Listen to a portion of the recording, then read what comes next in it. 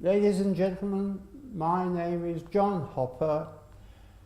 You might Google to get details. Google resist John Hopper. This will give you an insight of our website.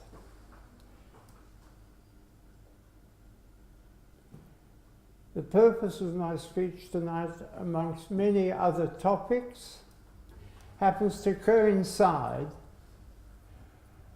in tandem with the 7 participants who are on TV all over the country, opening their mouths with lie after lie, promise after promise, which they never have any intention of keeping.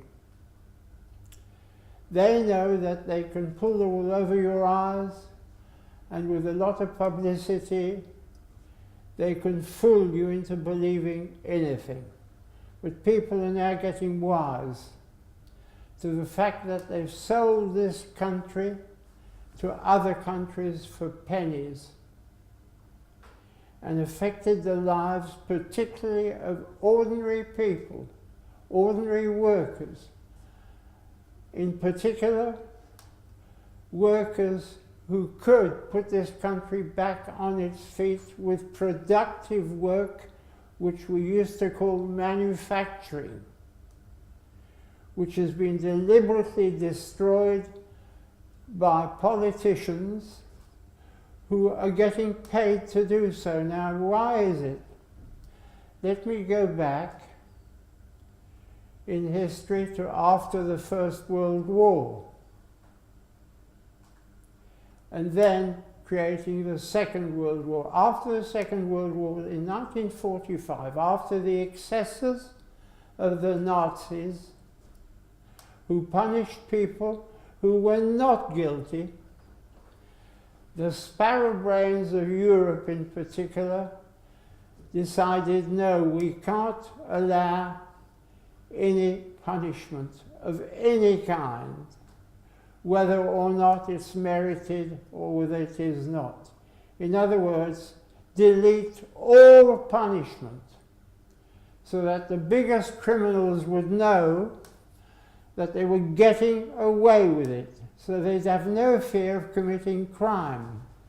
The result has been, year after year, an ascent into crime of every kind, uncontrolled, rewarded for being criminals, punishing the victims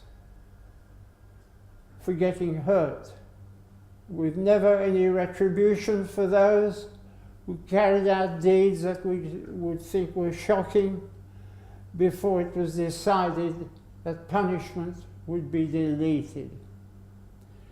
Little by little, it crept up that even people in high places began to realize that there was no punishment, there was nothing to fear. Unbelievable, but that's how it became. And gradually, those people, as every nature has in it utter evil of selfishness, decided that they could rob and rob and rob. And even for murder, the worst thing probably was a few weeks in a 3-star hotel, where the victims' families had to carry the can of pain and horror.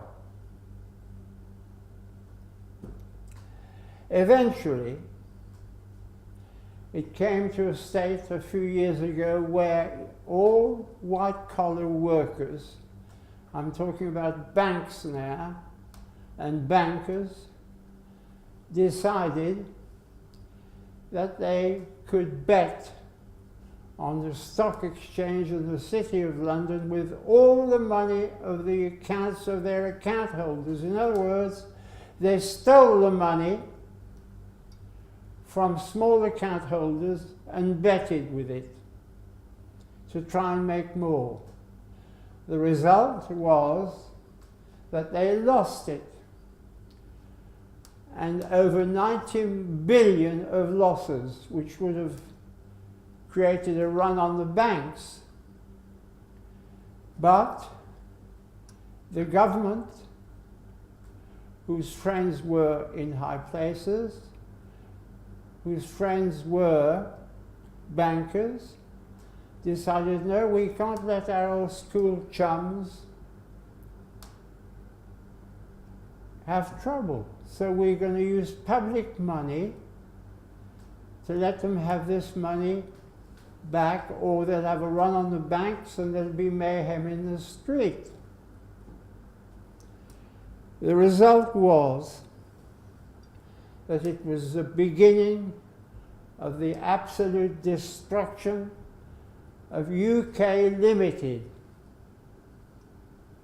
because thousands of small companies went bust, because the banks, on top of stealing all this money from the public, suddenly found that they could get away with it. And whilst people cried for the bankers to be hanged, there's a much better way. Hanging is too quick. I don't believe in the death penalty because it's too quick for these arch criminals who couldn't care less by anybody except themselves. There is a much better way, a way that is highly progressive, so just, so effective, that crime would come right down. That's what I call a 3-in-1. You have to go back in history to have a future to give you a base. A 3-in-1 would be a platform with a machine, with a hole for each hand and one for the head. And the condemned might have anything from 40 to 100 hours with a 10-minute break every few hours. And if anybody wanted, they'd read the sentence that they had on a placard. And they could throw whatever they liked at them, but they wouldn't be allowed to kill them. And I can assure you that if this happened, there would be few people who'd want to commit any crime whatsoever, because in the physical world, the only punishment can be physical.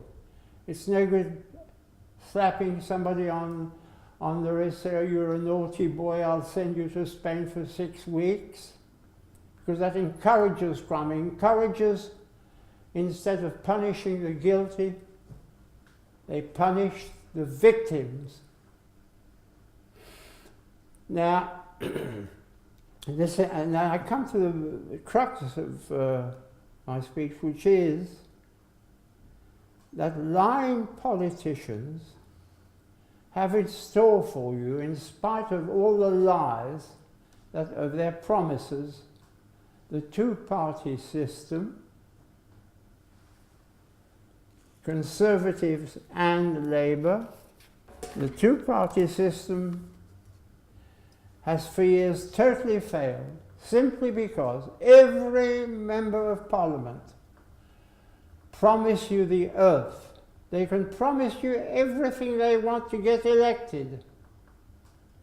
True, never true, but false always, because they know perfectly well that once their lies come out and they ruin people's lives, and the standard of life of people is never improved, except their own. They fill their pockets, whilst they empty the pockets of people, of ordinary workers who have to pay for the crimes that they commit. For it is a crime to promise somebody something and not do it, because that's known as theft, of which they're all guilty. And not only that, if they're guilty of stealing, they're lying. And if they're guilty of stealing, they're guilty of many other facets of nature which should never be allowed without punishment. The only solution is to develop a new political party with a set of rules which gives you a set of principles absent in the two-party politics, but attractive and desirable to most people. This party has to be different and sensible and serious, and has to break away from left and right, socialist or capitalist, red or blue. And it has to transcend those value systems and that language which polarizes debate and limits debate. Now, I come to a part of this which is quite obvious. Large corporations are getting richer and richer. Now, how can that be? It's quite simple. Everything that is manufactured, which is brought into this country, has to be imported instead of being imported, manufactured here in the UK. Now, obviously, it's the cost of labour in China and the Far East is a tiny proportion of what it is here, but it can be made so here. And I'm not talking about the whole country, I'm speaking simply about the county of Norfolk, which is rich in food and all the amount that is needed for oil and to heat and to produce and to manufacture. And then to have a system where bureaucracy is minute. How many chiefs do you need with a business of 100 people? 200? Never. You need one chief for about 100. And then, quite clearly, with low bureaucracy, you'd have very low taxes, because that's why you have to pay tax. But I come to another point now, which is well known to everyone and affects nearly everyone, young and old: the National Health Service, the NHS, which is controlled by a huge amount of managers and bureaucrats. Why is it necessary to have people who understand nothing about medical care of any kind? Why is it necessary for them and not a doctor or a nurse to give out orders? Because at the moment, why the NHS fails is because a doctor is spending 6 hours a day ticking boxes. What nonsense! To satisfy the orders of the government. The biggest liars and idiots in history who have no clue whatsoever how to run a business. They couldn't run a whelk stall. They don't understand what management is or how to go about it. Management is simply setting targets and carrying out a check on everybody who has authority. Now, coming back to bureaucracy, yes, they have authority, they can decide, but they are never held responsible for their actions. The result should be deposition. And it's quite simple. Without bureaucracy, you would have success, and you would use what this government and many before have tried to do to destroy common sense. Common sense is simply the truth. Backed, of course, by the law. Now, the law is simply the law of evil. It is nothing whatsoever to do with justice. In fact, lawyers absolutely hate justice because they know that with justice they earn much less money, get much less money. They don't earn it, they waste time to make money. And if you had Simple common sense. Do unto others as you would be done unto. That sounds like a religious statement. It's simply a statement of common sense, and everybody could judge it, but not lawyers who understand the law, but I shouldn't think one of them understands what justice is. And so everywhere there's injustice. You even have, and I've talked about punishment should be physical. And the hacking scandal, for instance, would that ever have occurred if all those who were accused knew there'd be a physical punishment? Of course not. And the cost of it, £100 million to go into the pockets of parasite lawyers. Parasite, yes, because they produce nothing. They only take from the economy and never add to it. They should never be allowed in a system that I'm talking about now, where Norfolk can secede from the criminally inclined UK. Then we could have justice. Then lawyers, yes, could possibly keep their jobs, but they'd have to understand what justice is. And to them it's their real enemy. And they have the gall to call it the justice system, when it's obvious to everyone that it is the injustice system. Just to continue, I've been speaking loosely about the NHS, about it being ruined by bureaucracy and managers, which should all be doctors and nurses to run the NHS. After all, it's just like a big surgery. You don't go into a surgery and a car mechanic looks after you, do you? That's how absurd it is. Now, another thing I want to is that young people now are almost left out. All you hear from these cowardly, lying politicians is about older people because they get more votes. Young people have got no future. They get wages which were paid 20 years ago.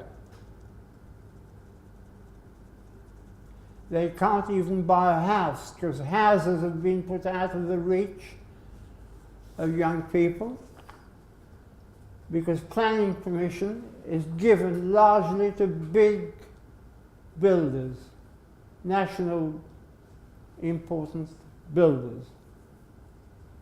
We want a system where first an ordinary jobbing builder can get permission, and what we would do is have permission within 24 hours. No need to wait any longer, because a jobbing builder would know you have to build on a good basis, not on a floodplain, like these idiots did in Somerset, causing misery to people. Because there again, a government department were allowed to use the money for something stupid. For instance, instead of clearing the rivers and dredging them so that the water got away, they spent the money, for instance, on something like studying the sexual habits of the tsetse fly in Uganda. What the hell is that supposed to be about? Every one of those, I'd give them a pick and shovel now, and they could do it by hand. And what's the name of the bloke who was in charge? Lord Smith, I think. Yeah, kick his ass really hard and give him a pick and shovel and let him start doing some work for the millions that he was given by the government to dredge the rivers, which they never did. And what's happened to him since? He hasn't been punished. He deserves a nice spell in a 3-in-1. And then that goes for all these knighthoods and lords and all these titles. They're all people who are failures. And they're rewarded for failure instead of having a bloody good hiding. because that's what they need. Now, there's another little title which I've got. I've mentioned that after the war, after the last war, with the gigantic excesses of the Nazis to people who were never guilty,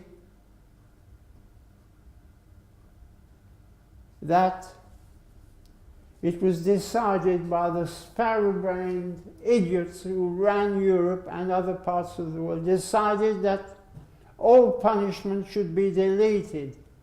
To a degree, years later, or even for murder, you get a few weeks in a 3-star hotel. That is no deterrent, that is no punishment, that is reward for crime and nothing else. We would never allow this in Norfolk, and there would be few prisons, because with a 3-in-1 machine, I don't think many people would want to commit crime. Besides the fact, our whole objective would be to build factories so that we could manufacture what is imported now, and which money has to be borrowed to do so. Everything can be manufactured here. You have the best workers, you have the best technology still. Training people would be rapid, because we have all the experts who can do so. And another thing that is highly important, and you just can't work with that, you have a marvelous labour force, but above all, besides the labour force, you need the new factories, and therefore you need a partnership between those who have the capital, the money, the multimillionaires. Yes, we would want them, so that they provide work for the ordinary people, so that they have a good, secure job. And not only that, that everything that is manufactured here would not need to be imported. And the cost of manufacture here also, because with very low bureaucracy and low overheads, tax would be very low. In fact, I see no reason why those who've got millions to invest, it should not be absolutely an incentive to invest, and the profit you make from investing would be capital without any tax. Another thing which should really worry people, and they haven't seen it coming, is that this country, thanks to the criminal activity of the EU, European Union, criminal activity, yes, because everyone who runs it is a little bureaucrat. And a little bureaucrat is a little Hitler. They have authority, and as soon as they get authority, they want to destroy and be paid to destroy jobs. And that must be stopped, so that a revitalization of English industry, in Norfolk anyway, can take place immediately and outproduce anyone else with the lowest cost, with the greatest ability of production. Because a function of all bureaucracy, every single one, especially health and safety, the biggest criminal organization of all time, trying to destroy nature, where even children are not allowed to play with conkers now. What a lot of idiots. They should be stopped immediately. They're being paid now by the government to put others out of work. Now, they're not very sensible. This is why the system which they call bureaucracy is not bureaucracy solely. It is a little Hitlerite system, because Hitler controlled everything in Nazi Germany by bureaucracy. And there were thousands of laws. It's getting that way because of the EU and the laws made in this country, 111,000 laws, every single one to stop you doing something. There's not one to help you to get on. The whole system is built so that ordinary people, ordinary workers who deserve the best, ordinary workers, are used simply as plebs. This is where the word plebiscite comes from, which the liar Cameron has been promising for years and never done yet. Because the EU, right from the beginning, I said it could never work in 2002 when it came out. It's impossible. Somebody said, why is that? Because oil and vinegar separates. It cannot stay together. He said, what do you mean? I said, well, Germany and Italy, it can never work. And now you've got Germany and Greece, and it's going to break up anyway, with a cost to everyone and a complete waste of money. No country has got the similar ways to any other. Possibly Germany and Great Britain are more similar, Italy and Spain a bit more so. But they're all very different, with different ways. And mixing them all up in Europe has created big problems for the ordinary workers of this country. And what I suggest, it's obvious what needs to be done. That if there's work provided with new factories and workers are trained and producing competition with imports, it stands to reason that preference must be given to local people. And if anybody wants to come from abroad and work here, yeah, that's okay, but they'd have to wait 10 years to get the NHS to help them or anything else. Because all the people in this country have been here 20, 30 years paying into it, so it's only fair that everybody else should be the same. Supermarkets, yes, we all rely on supermarkets, don't we? But they've got control of everything, especially the small producer. And we saw recently a partial view of the sort of things that Tesco's are up to, but they're not the worst. Tesco's are not the worst.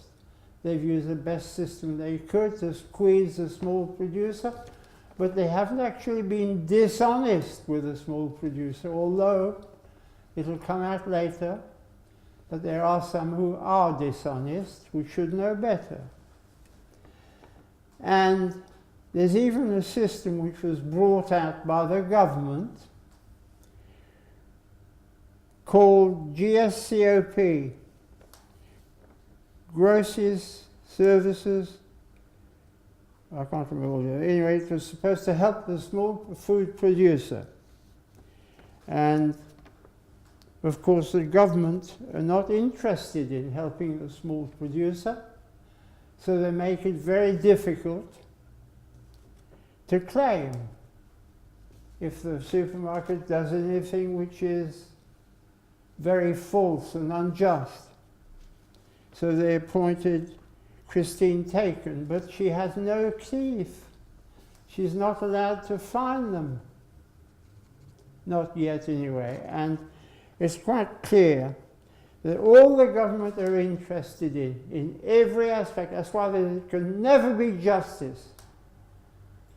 All they're interested in is the big companies to make as much profit as possible at the expense of ordinary small producers, so that they can get a 40% tax, so that they can pay their managers and bureaucrats in the NHS, and a huge amount of bureaucracy right through, including health and safety, including the planners, the planning department, who say no, no, no, they should be given half an hour to decide, and that's it, and it should go first, planning permission first, to small builders, so that the price of land for a plot of land for somebody who wants to build a house, instead of being 150,000, would be 5,000.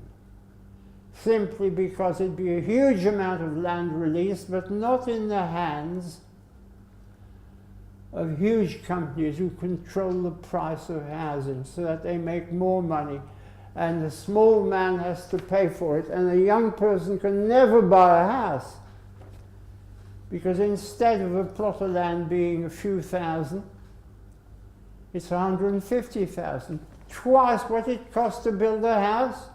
What lies, what falsehood, what stupidity, what cowardice and lies. All planning departments should be thrown out, or no, they can keep their job. They can be given a pick and shovel, that's all right. There's plenty of building to go on, there's plenty of cement to mix, yes. But the small builder would decide where you can build a house. The planners decide to build on a floodplain. What idiots, creating all that misery for thousands of people, and they're not punished for it. They all deserve a visit to a 3-in-1, which is all to their attitude to life, so that instead of selfishness, they use principle to help each other. Yes, help each other, the only law that is needed, not the hundreds of thousands that you have. Another way that the whole country can save money. Go forward to days when everything can be run on common sense, and you can run your family the way you want. You can decide what you want to do with your children.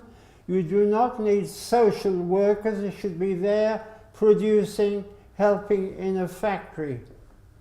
You do not need social workers there simply to get paid to take children away from their parents. And then for a judge, if you don't mind, to say that this is legal. What's legal is illegitimate and absolutely against human nature.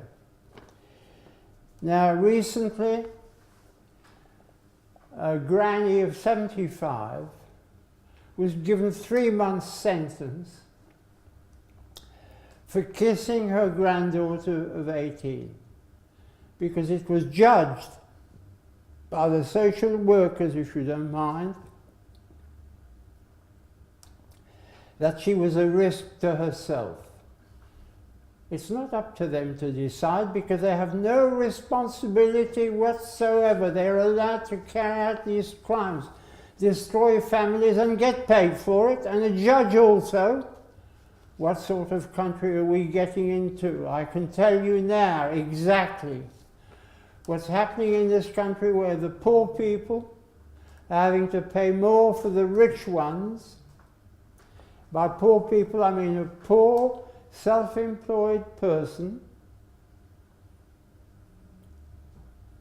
is having to pay and lose his job, his business, because he's being squeezed by a large conglomerate, because they've suddenly decided that they can buy cheaper abroad, and so they delete them. What sort of life is that people will put up with without eventually rising up? Now, this is what happened over 200 years ago in France, known as the French Revolution. Because the poor people, those who were on the lowest amount of money, the ordinary peasants, workers, had to pay tax. But the aristocracy who owned all the land and the businesses had no tax. And we all know what happened. In came Mr. Guillotine, Monsieur Guillotine. And the rest is history. And what's happening here now in this country is very similar, although we're more advanced in time. It's very, very similar. And when it starts here, it won't ever be started by a political system. It'll just happen haphazardly in certain areas where young people have had enough. They see all their future being destroyed by the most cowardly politicians and bureaucracy ever, and the worst of all, what they call the law, the legal system. By the law, I don't mean the police. The police have to obey the laws that are made by these cowardly lawmakers and bureaucrats, and also all the conglomerate of people at the top who decide what laws should be made without consulting anyone. They decide, they're dictators. You haven't got democracy anymore.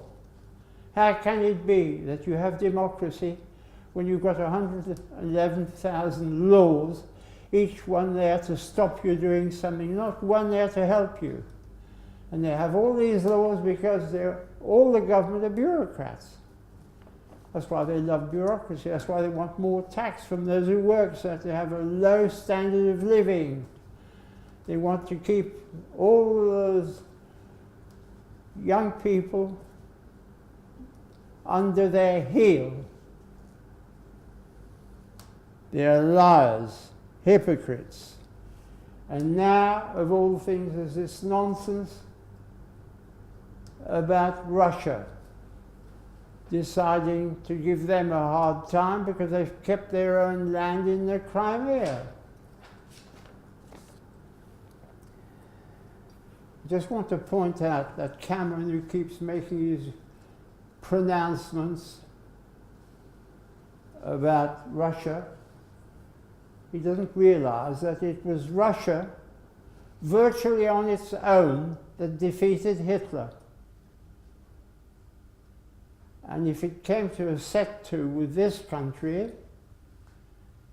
they'd just snap their fingers and blow them over, because Putin is no coward, not like Cameron and his ilk. And it brings me to another thing, the shameful attitude of the powers that be, of the rape and destruction of young girls in Rotherham, girls as young as 12. Nothing's been done about it. Cameron's kept very quiet. The reason being that nearly all Pakistanis were guilty. And because of that, he's afraid to make any criticism of them, because he wants their vote.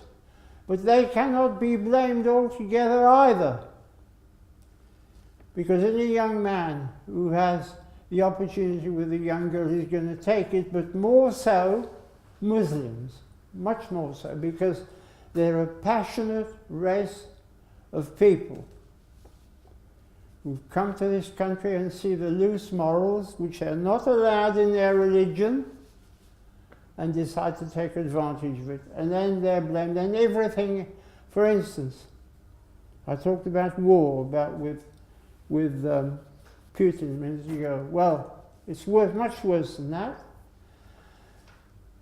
because war, unjustified, it always is, but particularly in the case of the war in Iraq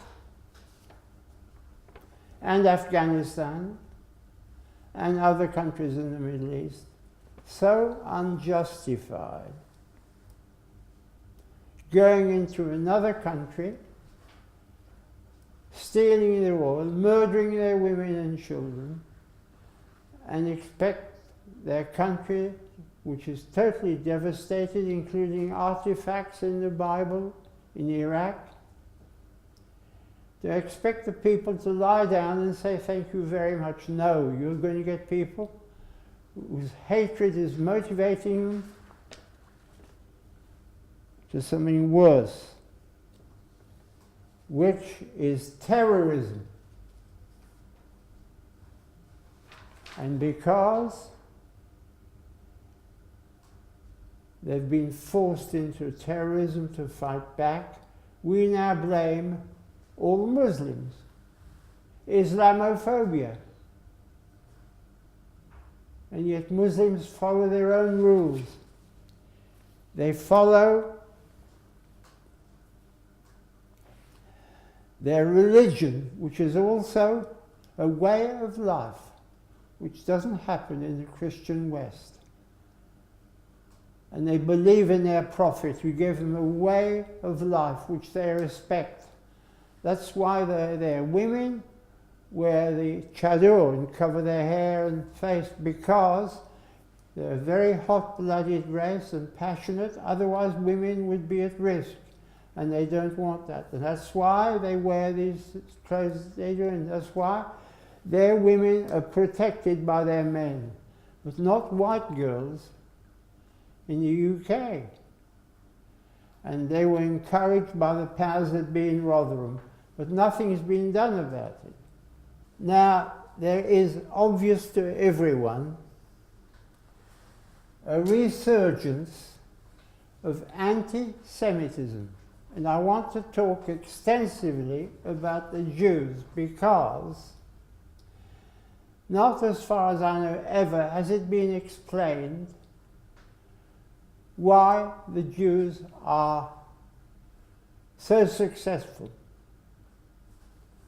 And there is a reason for it which is based in the Talmud, in their laws and in their religion. Judaism teaches them from an early age how to behave in this world. And it is Jewish history and Jewish success which has brought them the hatred and jealousy of the rest of the world. Let me explain. From being farmers and pastoral herdsmen 3,000 years ago in Israel, the Jews eventually became city dwellers. But it must be explained that these people from the beginning were very affected by the laws of their religion, which teaches that in this world you need to make an important impact on the physical world. In other words, to have success in the physical world. And those who have success, to help the less fortunate or the poor. In other words,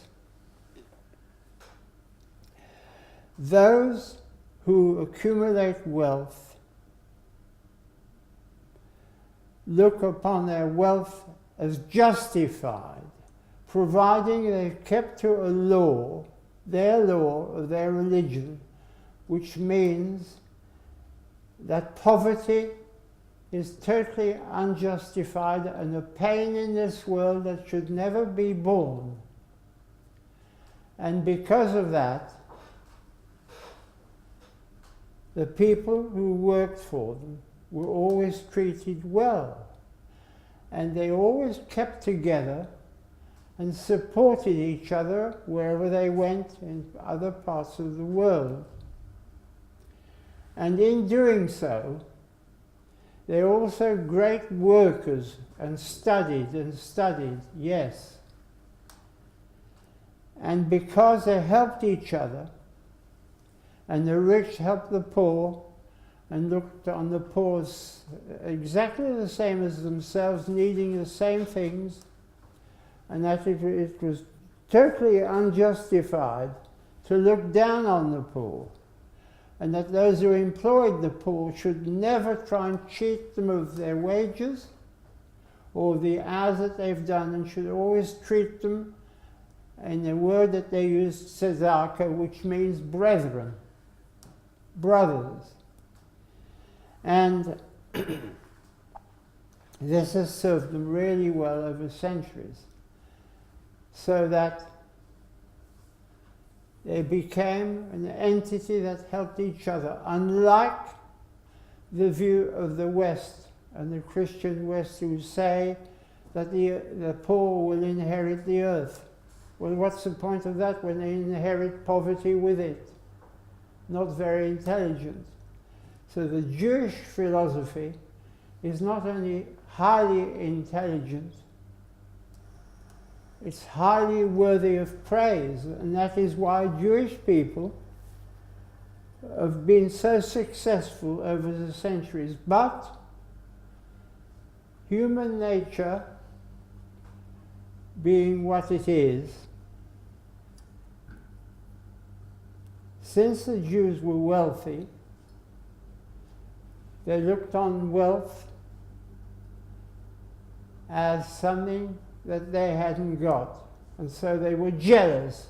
And because they were jealous of the great ability of the Jews, they started criminalizing Jews and saying that they're the ones who are evil, and they're the ones who've got this, their ill-gotten gains, whereas in actual fact, those were the gains that they did through their own effort, through the only law that should be used: help each other, do unto others. And they looked on poverty as something totally undesirable and unjustified. Whereas in the West, here, in the Christian West, looking on poverty as worthy in this world is pretty stupid. What we have here now is riches in the hands of very few great conglomerates and big companies, yes, whereas a small producer is kept down and used to make the rich one richer with all sorts of threats. The Jewish view will always be to help the most unfortunate with money and to help them build up their business, work together in a group, whereas here they work apart from each other. What's the point of that? And the Jewish word to help each other, do unto others, is a marvelous concept which should be used as the basis for all justice in this country. Then there wouldn't be this hatred between the rich and the poor. Now, it's also said that Jewish people who have made a lot of money, and they will do because they're great organizers, they work hard, they help each other. And that's why there's so many Jewish names in important posts everywhere. In fact, to one degree where Julius Rosenwald, a Jewish businessman, made millions and millions and millions from railways and so on in the States. And he said, I have made so much money, I have to atone for my wealth. Which is not a bad thing to say. Because the Jewish view is that the wealthy should help the less wealthy, so that eradicating poverty, which is what they tend to do, and they've got a soft heart as well, and because of that, they're blamed for everything because they've made money, and so pogroms start. And the destruction of the Jewish race, which was attempted, was the greatest evil of all time, because they could have made any country prosperous. And now there's all this talk about Israel. Yes, although they're kind-hearted, it doesn't mean they're going to be kind-hearted to people who throw bricks and manure through their window, whoever they are. And they will, whoever, I'm talking about Gaza and all the trouble there, it put the world against the Jews again, and unjustly, because if anybody next door to you throws bricks and manure through your window, and you're quite muscular yourself, are you going to go out there and give them a bloody good hiding? Yes, of course you are. You're not going to put up with that, and that's what they've done. They've defended themselves. They built their country, Israel, from nothing.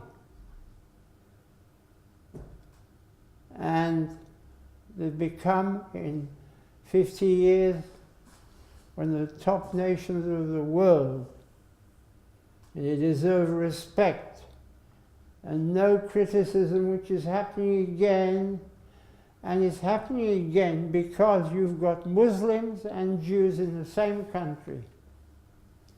Whereas Muslims have got a similar view of life to the Jews, and they're also from a similar background. So really it's best if they accept the fact that they need to work with Israel rather than try and burn down synagogues or whatever they're doing, because there's no point in all that. They might as well be friends rather than enemies. And then I'm quite sure that Israel would find a way, but when there's continual enmity between the two and acts of sabotage, it can never work. So they need to work together and be friendly and help each other. Otherwise, it can lead to a war which involves every nation, and it won't be a war like the last one. It'll be a war of annihilation, and neither want that. And so Jewish views of wealth and charity should be respected by the West, not use a system that antagonizes the poor, such as we have here. To terminate anti-Semitism, everyone should consider and look up on Google Jewish views of poverty, wealth and charity on Wikipedia, because they've been so misjudged for centuries and they need to be understood. And what's happening now, that they've got their own land after centuries of blood, sweat and tears. They deserve to have it. They've fought for Israel. Maybe some of it belonged to other people, but anybody tell me what happened to the USA when they murdered all the Red Indians and stole their land? Nobody says anything about that, do they? That's what happened. Now, one of the last things I want to talk about is the brainwashing techniques of the system, which they call democratic, which is not, which is now a dictatorship. The brainwashing techniques to alter the mindset of ordinary people is known as the biggest lie in history, which is political correctness. Political correctness says, for instance, that all white men are racist. And we know that's a lie. But political correctness is used everywhere to destroy the mindset of ordinary people so that they can follow a line which is simply dictatorship. Now, to alter the mindset of people, who was it who used that to a great extent? In the 1930s in Germany, Adolf Hitler used political correctness to persuade the German people that the Jews were evil people, because the Germans looked on the Jews as benign people. And Hitler had to change their mindset, same as political correctness is used here, now in this country, so that they believe that the Jews were evil. And here, now, political correctness should be made a crime punishable by a visit regularly to a 3-in-1, even if they're suspected, because it is an attempt to do what God couldn't do, to take over nature. This huge arrogance must be stamped on by the full force, not of the law, because the law is on the side of evil now, but when it's brought back to a sense of common sense, so that all punishment is physical in the physical world, then we'll destroy political correctness. And the worst political correctness is generally in local councils like Norwich, South Norfolk and so on. Even we would want to know who they are, all their details, that they've been thrown out of work with all quangos as well, people who waste millions every day. Throw them out of work, let them give them a pick and shovel so that they repair the damage they've done. I've spoken briefly on several subjects. I hope when you've digested it, you contact us on Resist. You have to Google Resist John Hopper, and then you'll see my website and all the bits and pieces. Thanks for listening. I hope I'll be with you again.